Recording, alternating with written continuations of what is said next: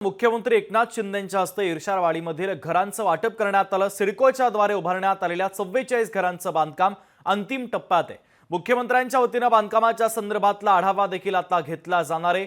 इर्शाळवाडीमध्ये दरडग्रस्तांच्या पुनर्वसनासाठी सिडकोच्या द्वारे उभारण्यात येणाऱ्या 44 घरांचं बांधकाम अंतिम टप्प्यात आलंय। त्या घरांचं वाटप मुख्यमंत्र्यांच्या हस्ते आता करण्यात आलेलं आहे।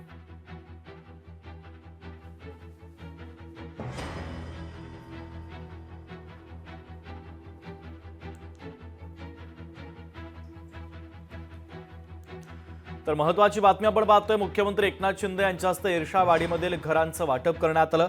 विकास मिरगणे आपले प्रतिनिधी अधिकचे अपडेट आपल्याला देतात। विकास, मंत्री आता थोड्याच वेळा इर्शाळवाडीला पोहोचतायत। दरडग्रस्त जे आहेत त्यांच्यासाठी जे सिडकोनी उभारण्यात गेले 44 घरांचं जे आहे मुख्यमंत्री स्वतः ते पाहणी करणार। त्याच्यानंतर मुख्यमंत्री दसऱ्याच्या मुहूर्तावर इर्शाळवाडी जे दरडग्रस्त आहेत 44 कुटुंबांना ती घरं जी सिडकोनी बांधली ती देण्यात येणार आहे। त्यामुळे या परिस्थितीमध्ये सिडकोनी घरं कशी बांधली, नेमकी त्यांना सुविधा कशा पद्धतीने देण्यात येणार आहे या संदर्भामध्ये मुख्यमंत्री आढावा घेणार आहेत। या संदर्भात सिडकोचे अधिकारी तिथे उपस्थित असणार आहे, कारण मुख्यमंत्र्यांनी दरडग्रस्तांना पुनर्वसनाचा प्रश्न तो हा महत्त्वाचा त्यांनी केला होता। अनेकदा या संदर्भात त्यांनी आढावा घेतला होता। त्यामुळे मुख्यमंत्री तिथे प्रत्यक्षात जाऊन दरडग्रस्तांना जी कुटुंबांना जी घरं देणार आहेत ती सिडकोनी योग्य आहेत की नाही त्याची ते दखल घेणार आहे। त्यानंतर जे घरांचं वाटप आहे ते मुख्यमंत्र्यांच्या हस्ते केलं जाणार आहे।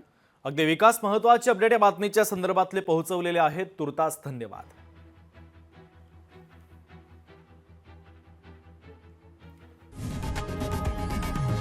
लोकशाही मराठी ऐका, पहा, जागरूक रहा।